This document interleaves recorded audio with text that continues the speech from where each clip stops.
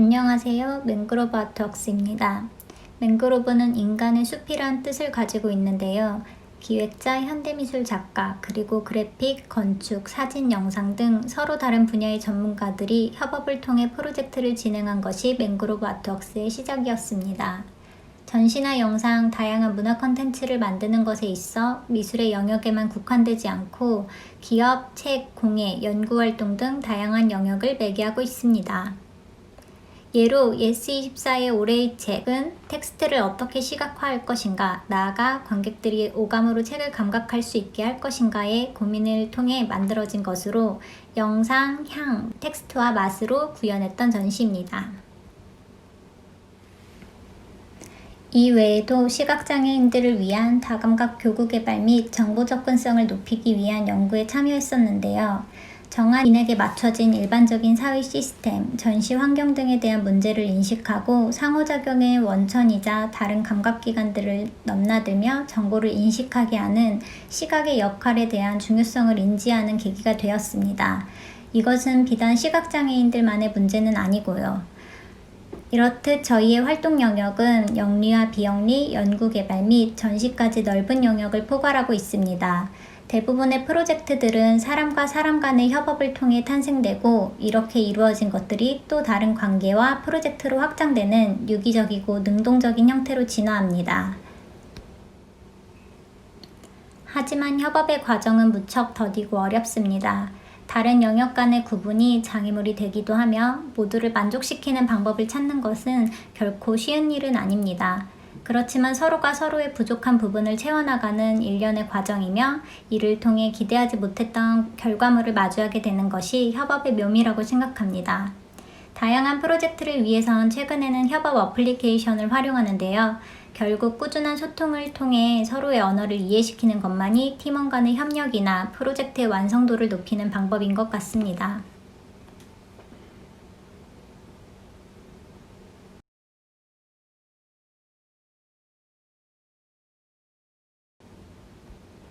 팬데믹 사태로 인해 모든 것이 불확실한 상황 속에서도 대전 비엔날레가 무사히 개최되고 또 참여할 수 있어 기쁘게 생각합니다.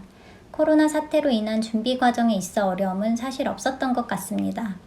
아무래도 디지털 기술을 기반으로 하기에 현장 테스트를 제외하고는 앱 개발이나 인식 문제를 개선하는 것이어서 특별한 영향은 받지 않았습니다. 다만 아쉬웠던 점은 코로나로 인해 대전 비엔날레 교육 프로그램과의 연계나 다른 참여 작가님과의 협업을 논의하는 것이 사실상 불가능했다는 점입니다. 협업을 위해서는 아무래도 대면 과정을 거쳐야 하는데 이런 것 자체가 어려웠고 또한 미술관이 언제 개관할 수 있을지 여러 인원을 모아 진행하는 프로그램의 운영이 가능할지가 불확실했기 때문이죠.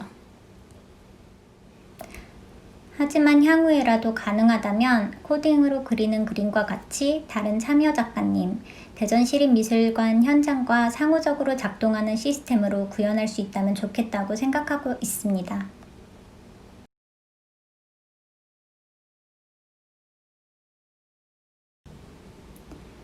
두근두근 미술관은 모두를 위한 미술관을 실현시키기 위한 스마트 전시 시스템으로 장소에 대한 물리적 접근성을 넘어 정보 접근성, 교육 프로그램의 참여 기회를 넓히기 위한 시도라고 할 수 있습니다.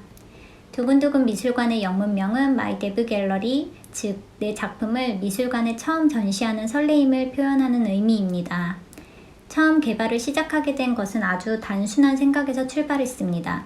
소수의 작가에게 허락된 미술관에 작품을 전시할 수 있으면 어떨까? 였습니다. 보통의 사람들은 미술관을 떠올렸을 때 난해한, 권위적인 등을 이야기합니다. 특히 어린이를 배려한 전시나 어린이 미술관이 지금처럼 활성화된 것은 비교적 최근의 일이죠. 무엇이든 예술이 될 수 있고 누구나 예술가가 될 수 있는 시대임에도 불구하고 우리에겐 명확한 창작자와 감상자와의 경계, 물리적 접근성의 경계, 언어와 지리적 한계 등 다양한 경계가 존재하고 있었습니다.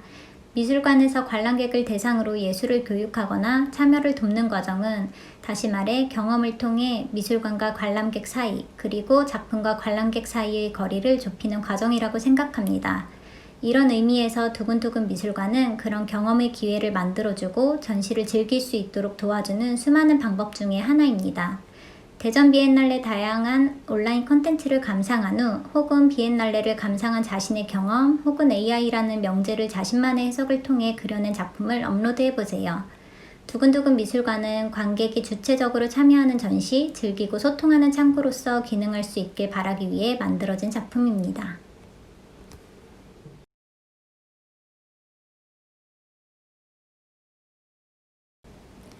코로나로 인해 사람 간 대면 학습이나 교류가 어려운 지금 미술관의 교육 및 참여 프로그램 운영에 많은 어려움이 따르고 있습니다.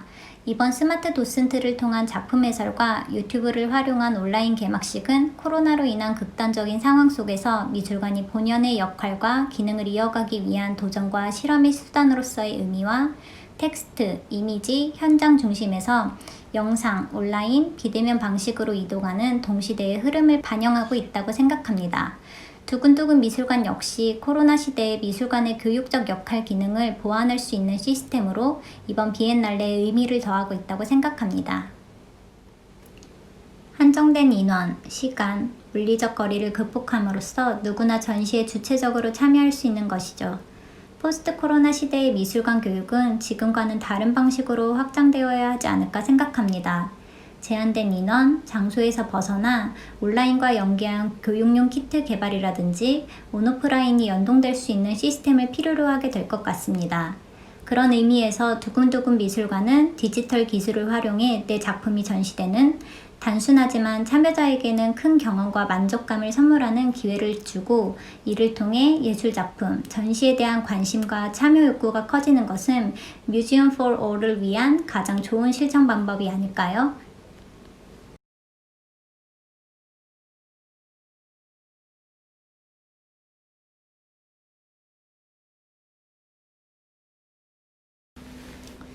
어떤 것이라고 표현하는 것은 잘 모르겠습니다. 하지만 모방이라는 것에 선행되었던 것은 무엇이 되고 싶다라는 인간의 바램, 열망이 있었던 것 같습니다. 신의 영역으로 표현되던 것들이 과학기술을 통해 이루어지고 있다는 것엔 동의합니다. 인간은 언제나 더 먼, 더 높은 세상을 모방하기 위해 진화해 왔습니다. 우리 신체의 한계를 뛰어넘고자 하는 욕구, 시간의 한계를 극복하고자 하는 욕구, 자연을 비롯한 인간을 둘러싼 모든 환경을 정복하고자 하는 욕구 등 인공지능은 이러한 인간의 열망과 기술이 집약된 가장 최첨단의 것이죠. 인간은 기계가 되고 기계는 인간이 된다는 이야기처럼 AI는 기억하고 빅데이터를 활용한 다양한 활용 분석 등 이제 뇌로 사고하는 것에 있어 인간의 지능을 넘어섰습니다. 이러한 시대의 인간에게 남은 것은 고유한 상상력이 아닐까요? 오류 속에서도 또 다른 가치를 발견하고 재미를 느낄 수 있는 예술의 창의력처럼요.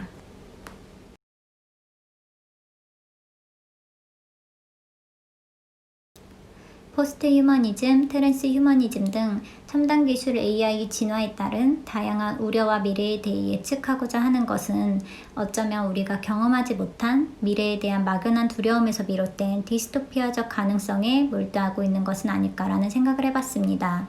우리에겐 매트릭스의 섬뜩함이 선명하게 남아있거든요.